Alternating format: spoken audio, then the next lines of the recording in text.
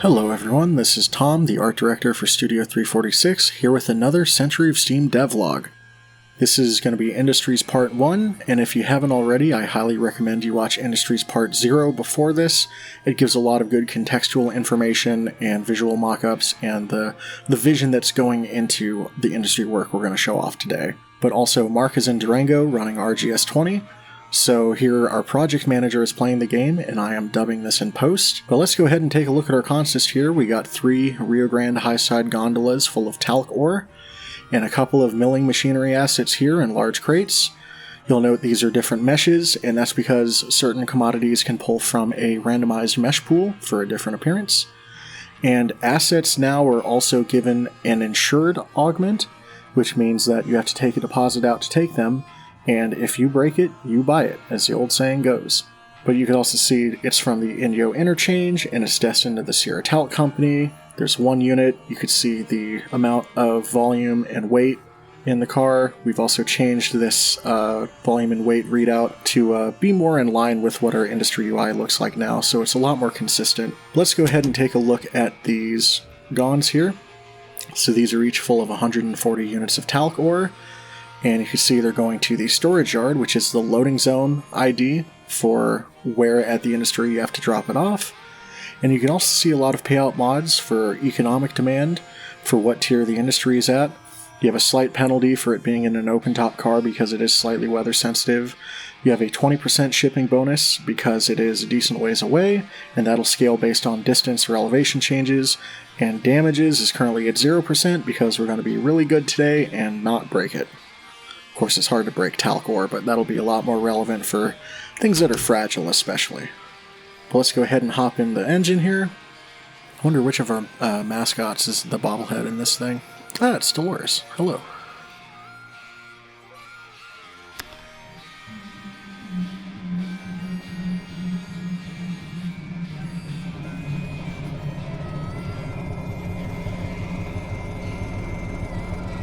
This is an Alco DL535E with a high hood.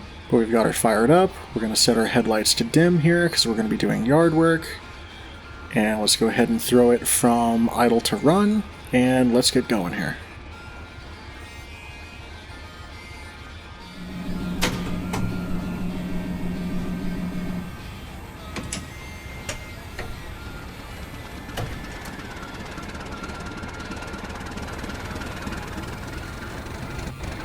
Alright, and then we have a grade crossing coming up, so let's go ahead and pull on that horn.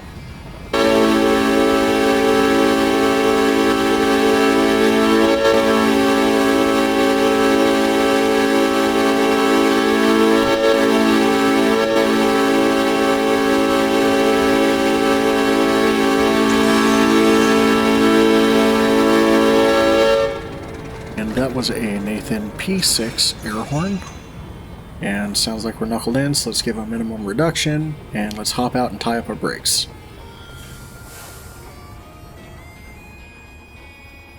And as aforementioned, if you get over here and Control-Shift-Click on an air hose, it will latch up the entire train and open the angle cocks where you need them. And we'll go ahead and check and make sure that worked right, and looks like it did. So we'll go ahead and throw the switch for the main, and let's get going. Then again, using the P hotkey to jump back into the cab here.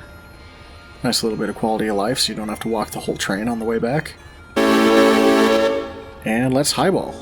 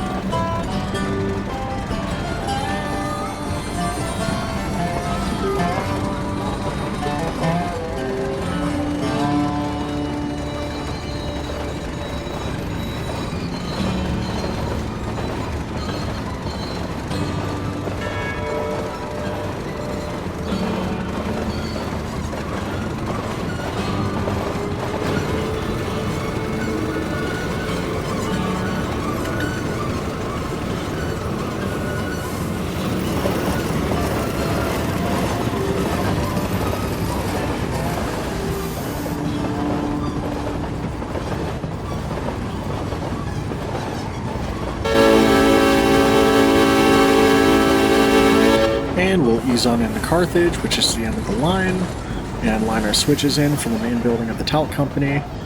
Carthage is based on Keeler, California, and this is historically where the Sierra Talc Company was. And that building we've shown off before was researched and replicated just about one-to-one here. So it's a pretty big industry. And of course another grade crossing as we cross this road here.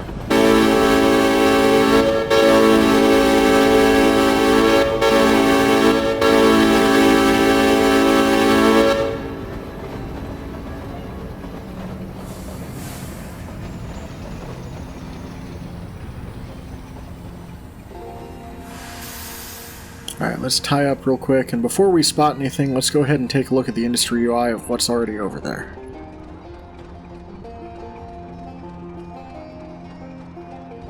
Also some fun things we'll look at later.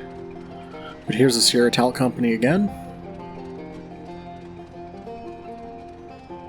And you can see we have a couple of boxcars here, number 614 and 617. Let's go ahead and take a look at them and see what they got. Looks like this one has a load of some sort of crate item, and this one does as well. So we'll pull up the car inspector and we can see this has paper packaging that's destined for the main building of the Sierra Talc Company, so we could just go ahead and unload this right here. And this has manufacturing parts also destined here, and of course it has to be kept out of the rain and it's fragile. Also destined for the main building. And now what we could do here is if you click Return to Industry, it'll take you to the industry that it's spotted at so that you could go between cars and the industry freely without leaving the menu. You can see here at this track the outbound commodity is refined talc, and we have 10 units of it. You can see the cars that are spotted here and their contents. And this is where the UI being really consistent between the two is handy, especially with those blue bars at the bottom. And so that was at the main building. Our other loading zone here is at the storage yard, and there's no outbound commodities at all, only inbound. So we're going to be dropping our talc ore there in a little bit. Let's go ahead and go back to the main building. And so these are the items that are dropped off here, manufacturing parts and paper packaging, which we already have spotted. But also just to double check, if you're not sure where the loading zones are, if you click Alt, then you can see the loading zones are highlighted. And they're currently not labeled, but they will be in the future. That's just something we haven't gotten to yet. As aforementioned, this is all still a work in progress, and we're working our way through the things we want to do, and in giving you guys more episodic content by splitting it up into multiple parts, you're just going to see stuff come in sequentially, so please bear with us in that regard. Alright, so let's return here, and if you go to the loading page to load a commodity, you select a commodity first. We got refined talc. We'll then select an amount to load, let's say 10 units, and then we have our interchange selected for its destination, so we'll go ahead and load the car. And you can see the commodities gray out to show that they are being transacted, and the door will remain open to show that loading is in progress. And then once the loading is done, the door will close, and the commodities will become opaque again. Now you can see here there's no more units of refined talc at this industry, so we're going to have to make more at some point. And that'll be more of what we do today here. And you can also see if you toggle between the destinations, we could take this talc to the Tonopah interchange or the Inyo interchange. The Inyo interchange is much closer, so it has a lower shipping payout, and Tonopah is on the other end of the map, so that is a whopping 90% bonus there. And you can see here we've loaded up with the stuff going to Tonopah, and you can see the demand and all of the other modifiers here. The rolling stock modifier is +20 because refined talc is very weather sensitive, so you definitely want to keep that in an enclosed car. However, as we aforementioned with our loading system, you could put commodities into multiple types of cars. It's just some are more preferable to others, but ultimately, if you only have certain cars on hand, you could use what you got. So let's go ahead and take a look at inventory. And you can see this is why production has halted. We are completely out of paper packaging there. 0 pounds of 20,000 that it can store. As you see, if you hover over every commodity, you also get a readout of what valid car types you can use. And that was all of the inbound freight, anything outbound. The only thing the talc company ships out is refined talc. And you can see the bonuses and penalties there. And then on our assets page, this is where things start to get more interesting. Milling machinery is not something that's bought or sold as a product. It's used to convert inputs into outputs. And you can see their condition's 100%, but we only have 2 out of 4 there. So that means if we go to the production tab, it also tells us that we are missing paper packaging here, but because there's only 2 out of 4 milling machines, you can only operate this batch at half efficiency, and we'll see that change to 50% once it gets rolling. Obviously, it's at 0% now because production is paused, but once we put paper packaging into the industry, it'll be able to start working based on that production ratio. And currently the production ratio is in pounds, but we're going to change that to units because we feel that's probably going to be a little easier to figure out for you guys mathematically. You can also see our little blue truck is making a road supply delivery of products that the company needs. And it has a road supply cap of 10%, so it'll be able to fill any industry commodities that it doesn't have up to that input cap. But let's go ahead and unload the paper packaging, which is what the industry needs.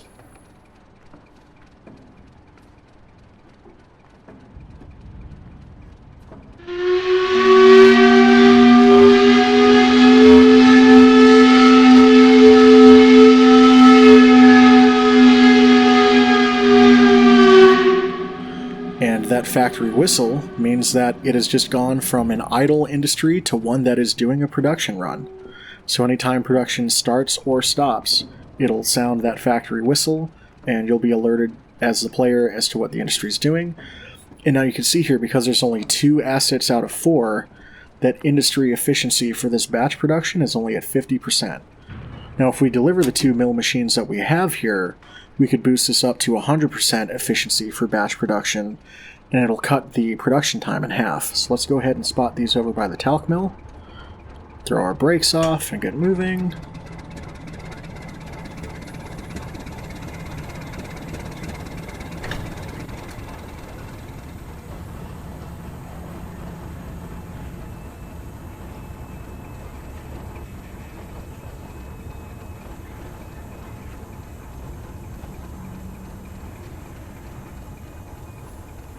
And we'll stop it there. Oh, it's going to be close. Is that going to be in the zone? Well, if you're not sure, again, just hit Alt and you'll be able to see. And the rule is, so long as one truck is in the loading zone, you'll be able to unload there. So you can see here the car spotted now updates for any new cars in the zone. We have our 2 flat cars there. And if we go to unloading, we can see that there's milling machinery that's destined for this industry, so let's go ahead and unload those both. Any commodity that is not destined for a location or any car that cannot transact will be grayed out, so that you know which ones are in the zone but unable to be worked with. So now we're halfway through this production run, and once that production run ends, we'll have a decent amount of refined talc to start loading. So hopefully, once these unload, which should be in a couple seconds here, yep, there they go. Once these unload, the industry will now have 4 assets instead of 2, so it'll be able to operate twice as quickly. We'll go ahead and cut those off the train here and leave them. Tie our handbrake. And let's get going and spot these cars on the other side of the industry, on the storage yard. So we'll go ahead and throw it in reverse. 3 toots for backing up.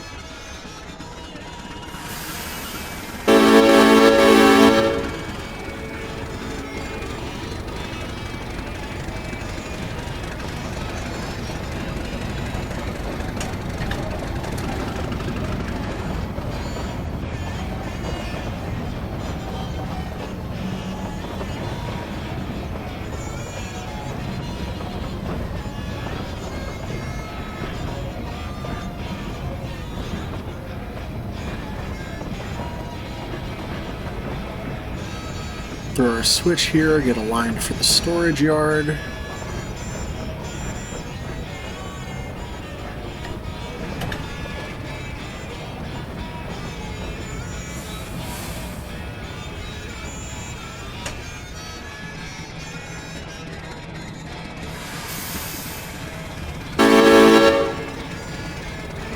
You can see here up in the top right corner we have our general corner HUD.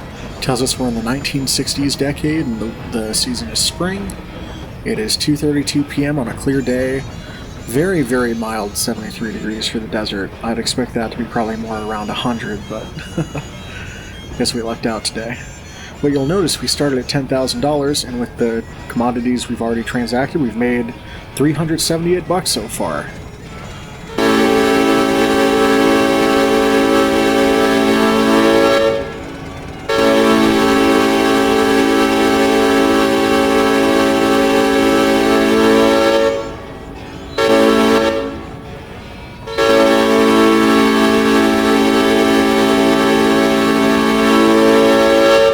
And of course another grade crossing as we cross the road by this gas station here. We're selling Calico brand gasoline, which is our version of Standard Oil. We call it California Consolidated Oil, hence Calico. And we'll pull into the yard here, give a reduction.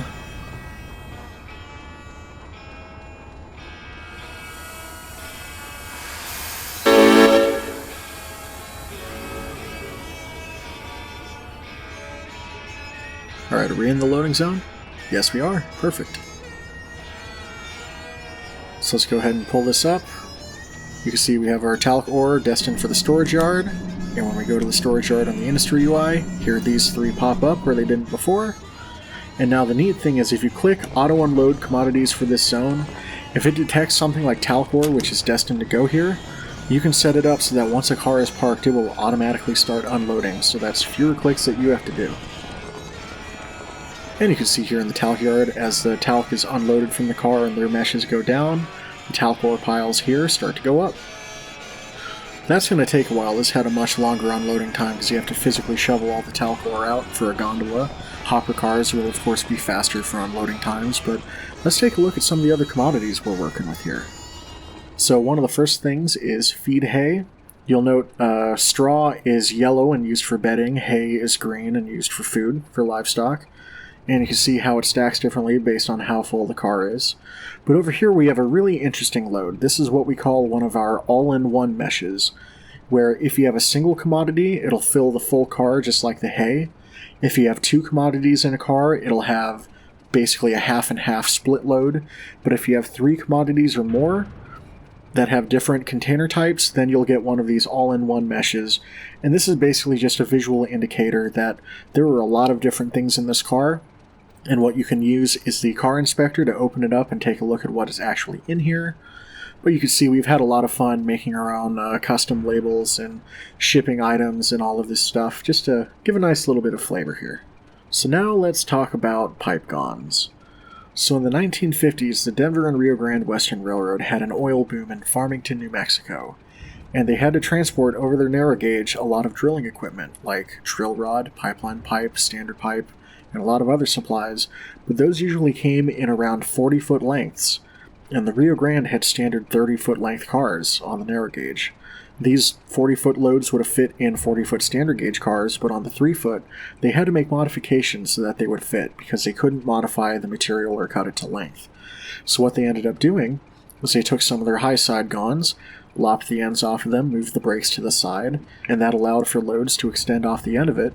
And then in between cars, where the loads would normally strike each other if you tried to couple them directly next to each other, they used idler cars as spacers so that the loads can overhang and be able to fit. So neat little bit of railroading history, and we've replicated it here. You can see in the other cars that 16-inch pipeline pipe. Here we have range 3 drill rod, which is around 38 to 42 feet. But then also we realized not everyone wants to do that, so we have examples of a standard 8-inch cast pipe that is fit to the length of the car. And for these, what we're probably going to do is have it where you can haul any commodity like this on a car where it's cut to length, but you'll get a little bit of a payout penalty. But if you go through the trouble of setting up idler cars and running it prototypically, we'll be sure to give you a really nice payout bonus for running that way. We want to give options, but we want to reward people for doing what the real railroad would do, because part of this is a teaching experience, and one of the things that we need to teach is that the Denver and Rio Grande Western is dumb and insane sometimes, but that's okay. And now over here we have some other interesting asset loads to look at. This is a 20-inch gauge Baldwin Locomotive Works mining locomotive built for the Bald Mountain Gold Mine Company in California. Now again, special thanks to Matt Mahalo for giving us 3D reference and also a lot of photographic reference for this piece of equipment, and just being a really good consultant for helping us make it in the game. Matt also has a 3D print model of this that you can make in HO scale, along with a bunch of other mining equipment. And we'll be sure to show some more of Matt's stuff when we bring him on for a flag stop to talk about this mining stuff, because having someone who really cares about this part of Western mining history and wanting to see us get it done right is really a great position to be in as a company, and we really appreciate his help. So thank you again, Matt. And then over here we have another neat load. This is a large gear being transported on a flat car, and prototypically what they would have done is they would have actually physically cut through the deck of a car like this in order to fit it within the loading gauge. Obviously, in this game, we are not cutting through the deck. We just have a black texture to look like shadow where it cuts through, but that allows us to still get the feeling of a load like that without having to physically modify the car. But anyway, let's get back here and see what we're looking at. So you can see while we've been talking, the industry in the background has made 300 units of refined talc. And let's go ahead and start loading some of that up. So we'll go back to our industry UI with the I button, and then take a look here. You can see we have some manufacturing parts and some refined talc. Let's go ahead and load this instead of by a unit count. Let's load it to max weight, again to the Tonopah interchange. And so this car will take about 3 minutes to load, so let's see what else we could do with our time here. And now you can notice that as you have some crates in here, but you start adding Sierra talc bags, this is one of the split loads we were talking about. And of course, we had a lot of fun with the design here, the Sierra Talc Company being a part of our in-house brand, Lorem Gypsum. Because, of course, we're a bunch of nerds.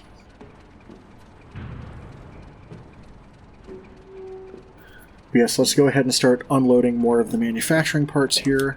Although you'll notice here in the unload queue, you can only do one load or unload action per car at a time. And so what's happened is while the refined talc is still loading, the unloading of manufacturing parts is queued. So that'll start happening after the refined talc for that car is already in. But if we go back here, let's go ahead and start loading the other car with refined talc.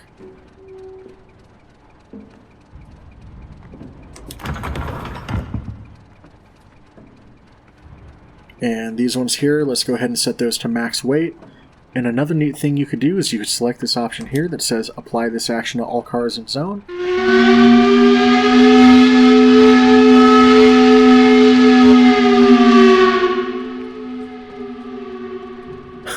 Well, I guess they started another production batch.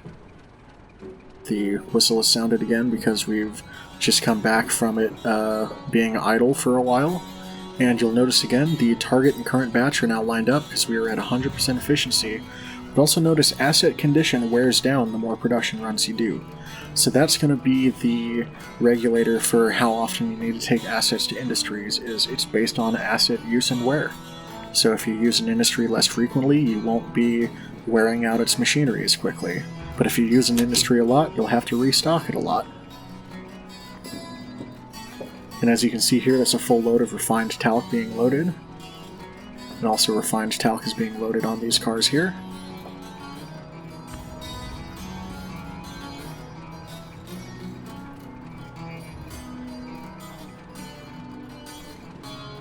We've got our split loads here in this car. Still some manufacturing parts to unload, but that's because we're waiting on the industry to use them because there is not enough room to store it here.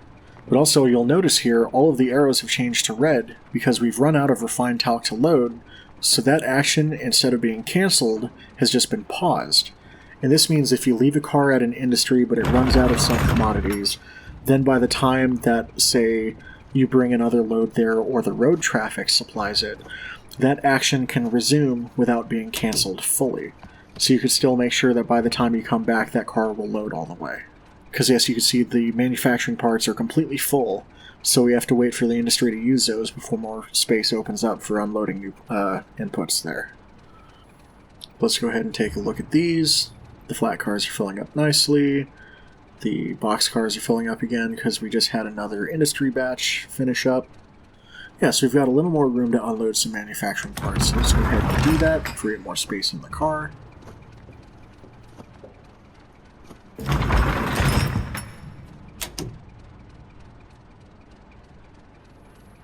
But yeah, while we're waiting for those to load, let's go ahead and get our 535 and go ahead and knuckle back into the train here.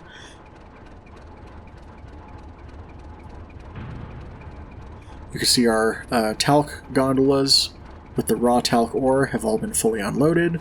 So let's go ahead and uncouple from here and get back in the cab. And we'll just go ahead and bring the DL535 back to the main side of the building.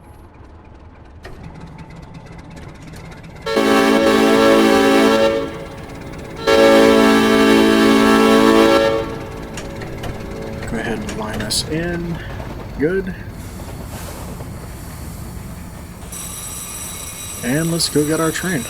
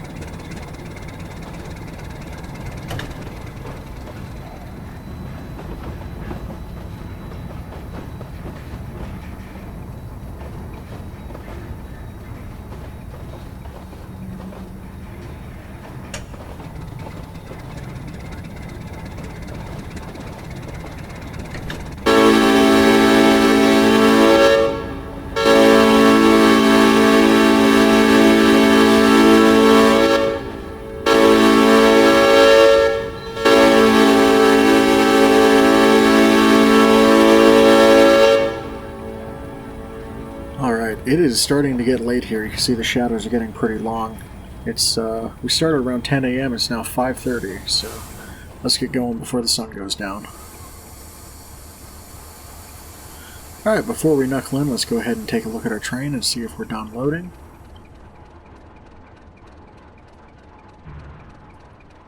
So the cars look full, but let's just double check here. Okay, so we do still have about 1 minute and 7 seconds on loading for some of them. The flat cars are full up to 100% volume. As a reminder, you cannot exceed volume for a car, but you can exceed weight by up to 20%. And the cost of this is that you will slightly damage your car if you overload it, so just be mindful of that. It's something you can do if you're in a hurry and you want to get the most product out as you can, but there is a risk-reward to it. And looks like we're still waiting on another production batch here. You can see our blue car already made a delivery, so it's gone back to the supply location and is delivering another load in about 40 minutes. Our industry is still working at 100% efficiency. And of course, other things like the financials tab and operational history, things like purchasing and upgrading the industry, and also showing the effects and benefits of purchasing the industry by yourself and all the different options you get to do there. Those will all be coming in Industries Part 2, which will be the next industry video we put out.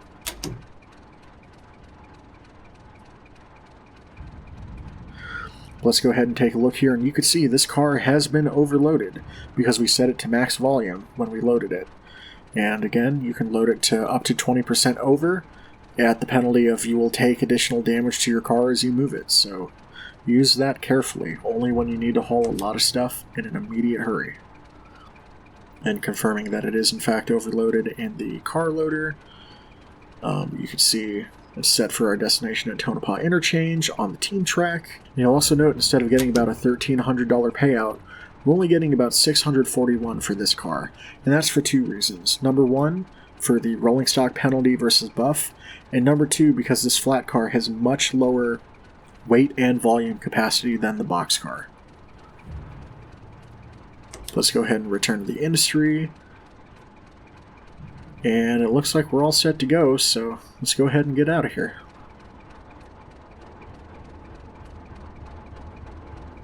And we'll jump back into the cab. And we'll knuckle in.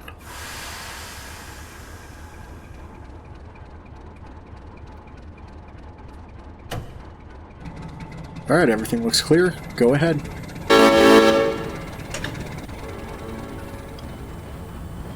And we'll slowly come in because we don't want to damage any of the product we made.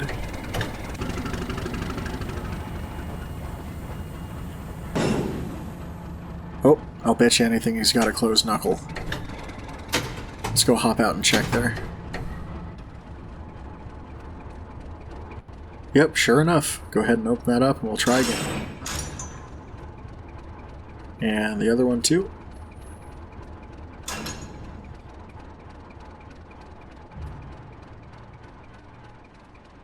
Okay, just double checking everything's good down here, and we'll hop back in.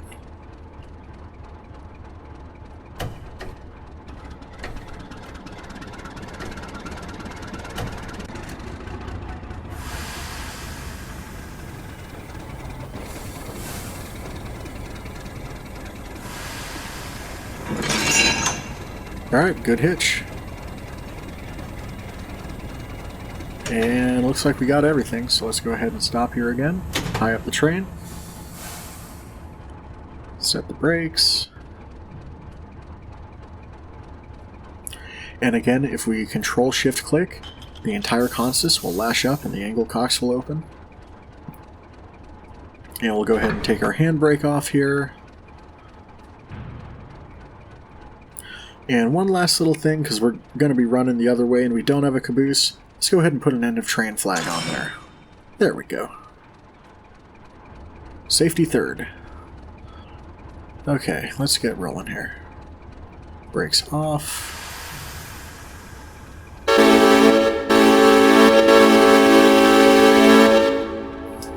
And highball.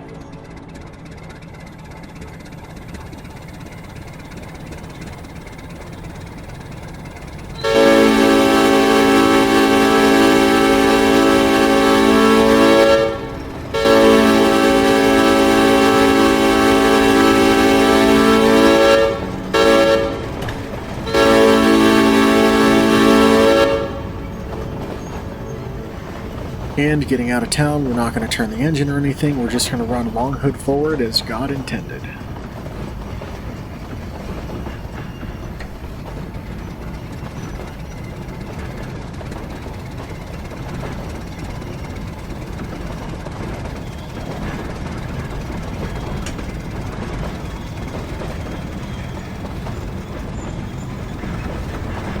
And we've got a nice little sunset here as we leave Carthage, going back up to the north end of Inyo.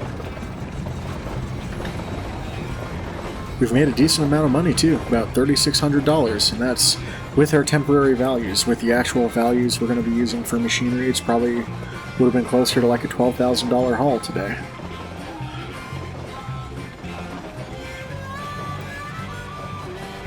But yeah, the main thing is we have finally the framework for industries is largely laid out. We're working, we're transacting freight, we're getting payout bonuses and penalties tracked, we're tracking inventory, tracking production runs, production efficiency, asset wear.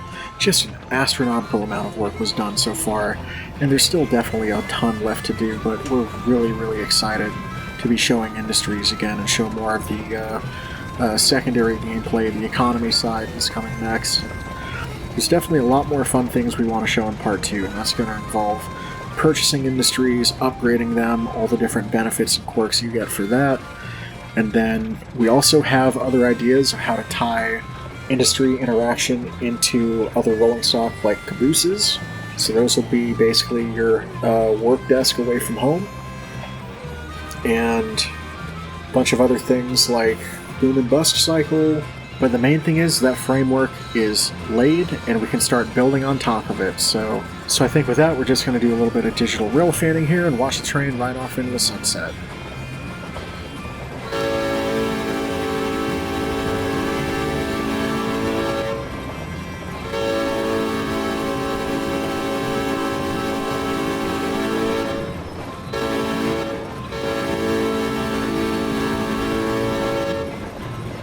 Alright, we're blowing past Catalina on our way home, and let's just watch her roll.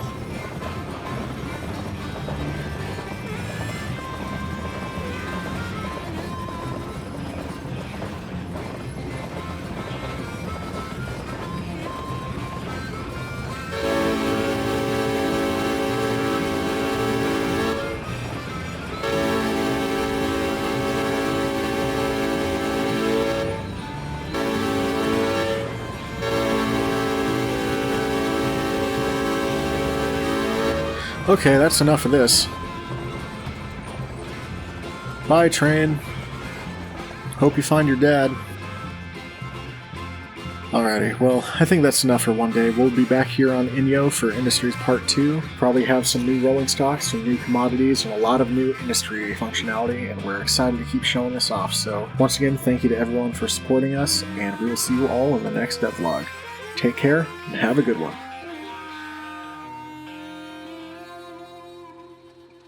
I just realized I've sent out the missile the size of the, well, not the Chrysler building, but it's still somebody's problem.